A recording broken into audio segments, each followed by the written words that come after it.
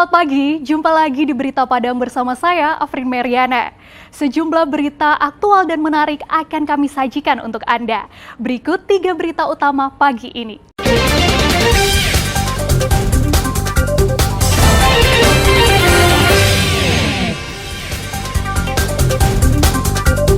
Tersangka pembunuh gadis remaja sempat dilaporkan melarikan anak di bawah umur.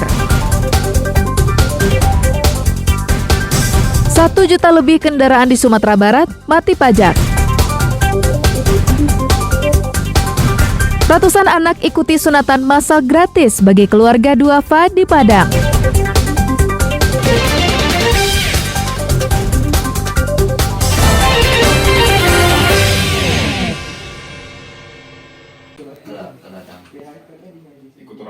Sebelum ditangkap petugas dari Polres Padang Panjang, pelaku pembunuhan sadis di Nagari Singgalang, Kabupaten Tanah Datar, sempat dilaporkan oleh keluarga korban ke Polresta Padang pada pertengahan Februari. Saat itu, tersangka AJ dilaporkan atas dugaan melarikan anak di bawah umur.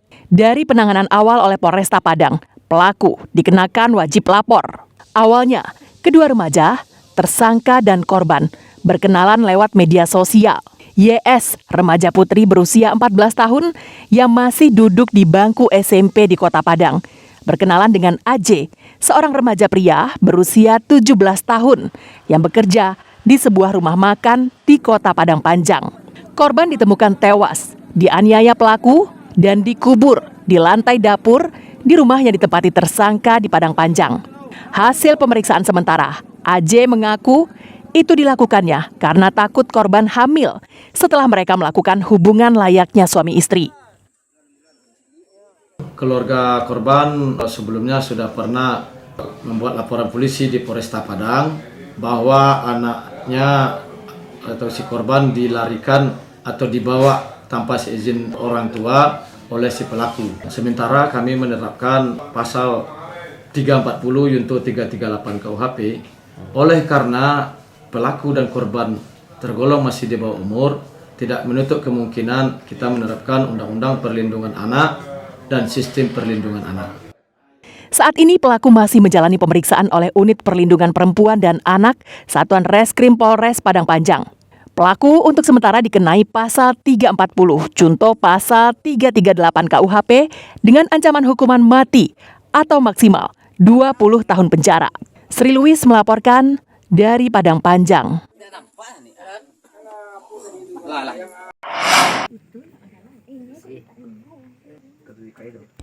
Warga Nagari Singgalang, Kabupaten Tanah Datar, gempar setelah ditemukannya mayat remaja putri yang dikubur di lantai dapur sebuah rumah kosong. Kisah ini berawal saat pemilik rumah yang berdomisili di Kabupaten Dharmasraya ingin singgah dan membersihkan rumah karena sudah lama ditinggal. Namun ia terkejut melihat kondisi rumah berantakan dan ada bercak darah di beberapa sudut rumah dan gundukan tanah di dapur. Pemilik rumah curiga dan langsung menghubungi perangkat desa dan Polres Padang Panjang. Setelah diperiksa petugas, ditemukan sesosok mayat remaja putri tanpa busana terkubur. Saat ditemukan, tidak dijumpai satupun tanda pengenal. Petugas kemudian menggali informasi dari beberapa saksi. Dari keterangan pemilik rumah, biasanya yang menginap di rumah tersebut adalah keponakannya berinisial AJ, yang kesehariannya bekerja di rumah makan di Kota Padang Panjang. Tidak menunggu waktu lama, tim Opsnal Polres Padang Panjang menangkap pelaku di tempatnya bekerja. Pelaku membekap korban. Kemudian setelah lihat korban tidak bergerak, untuk memastikan pelaku memukul bagian kepala sebelah kiri. Dari hasil pemeriksaan yang sudah dilakukan, motif sementara bahwa pelaku merasa takut kalau korban hamil. Saat ini jenazah korban sudah diserahkan ke pihak keluarga di Kota Padang setelah sebelumnya dilakukan otopsi di Rumah Sakit Bayangkara Padang. Kasus pembunuhan sadis yang melibatkan anak di bawah umur ini kini ditangani Unit Perlindungan Perempuan dan Anak Satuan Reskrim Polres Padang Panjang. Sri Louis melaporkan dari Padang Panjang. Teraso dia, tapi kakinya nyangkut. Mana kan lamannya? Di Muano. Seorang mahasiswa melapor ke kantor pencarian dan pertolongan Padang tentang temannya yang terbenam di lubuk air terjun Ngun-Ngun Tarak, daerah air dingin di pinggiran kota Padang. Menurut sang pelapor, peristiwa tersebut terjadi saat Farid berenang di lubuk air terjun Ngun-Ngun Tarak. Menjelang maghrib, Farid kembali mengulang aksinya, terjun ke lubuk Ngun-Ngun Tarak, namun tak pernah muncul ke permukaan. Upaya pencarian yang dilakukan teman-teman korban tak bisa dilaksanakan secara maksimal, disebabkan minimnya penerangan karena hari sudah gelap. Tim SAR yang memperoleh informasi langsung menuju air terjun Ngun-Ngun Tarak. Dengan penerangan dari cahaya lampu senter yang maksimal, tim SAR menemukan korban terjepit di dasar lubuk di kedalaman sekitar 5 meter. Dengan bersusah payah, tim SAR akhirnya melepaskan kaki korban yang terjepit batu. Upaya yang dilakukan tim SAR termasuk upaya yang berbahaya karena menyelam sedalam 5 meter tanpa menggunakan peralatan selam. Setelah berada di permukaan air, jasad korban dibawa tim SAR menuju ambulans. Namun mengevakuasi korban menuju ambulans bukanlah perkara mudah karena beratnya medan di lokasi tersebut. Tim SAR harus mendaki bukit sambil membawa jenazah korban.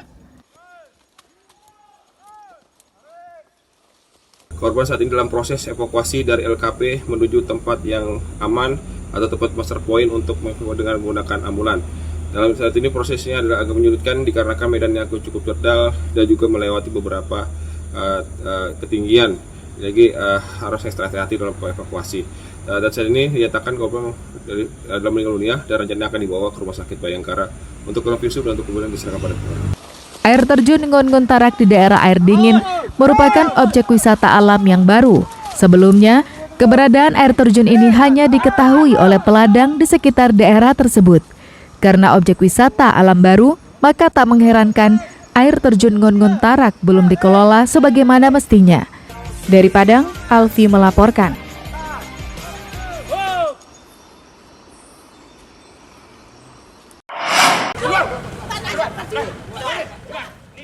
Eksekusi sebidang tanah yang berisi sebuah warung di Kota Pariaman berlangsung ricuh. Pihak tergugat menghalangi petugas yang hendak melakukan eksekusi. Suasana mulai memanas ketika jurusita Pengadilan Negeri Pariaman membacakan putusan Pengadilan Negeri Pariaman terhadap objek perkara tanah seluas lebih dari 2.000 meter persegi. Pihak tergugat berusaha menghalangi petugas. Kericuhan pun tak bisa dihindarkan. Beberapa anggota keluarga tergugat dibawa keluar dari objek eksekusi. Setelah itu, petugas mengeluarkan barang-barang dari dalam warung yang menjadi objek perkara. Tak terima atas eksekusi ini, pihak tergugat kembali berusaha menghalangi ketika alat berat hendak merobohkan bangunan. Namun upaya mereka kembali gagal karena ditahan dan dibawa petugas keluar. Eksekusi dilakukan berdasarkan keputusan berkekuatan hukum tetap dari Pengadilan Negeri Pariaman terhadap perkara ini. Eksekusi itu perkara yang telah mempunyai kekuatan hukum tetap. Perkara perdata nomor 60 PDTG 2019 BN Pariaman. Proses hukumnya itu udah dari tahun 2019. Pihak tergugat menilai eksekusi ini cacat hukum karena tidak ada transaksi jual beli di tanah pusaka tinggi dan mengaku belum pernah menerima uang jual beli atas objek perkara. Tidak ada, tidak boleh. Ini karena pusaka tinggi tidak ada dijual. Tidak boleh dijual karena ada surat keterangan 79 tadi. Tidak boleh dijual beli. Berarti ya kan? Uangnya belum diberikan ya? Belum diberikan, ya kan? Nah, jadi para hakim ya boleh katakan kurang profesional, ya, untuk masalah perdata ini. Sengketa ini terjadi antara penggugat Zahirman dengan Sarifah Alam sebagai tergugat. Karena merasa dirugikan, tergugat akan melakukan gugatan balik melalui PT UN dan Pengadilan Negeri Pariaman. Eki Rafki melaporkan dari Pariaman.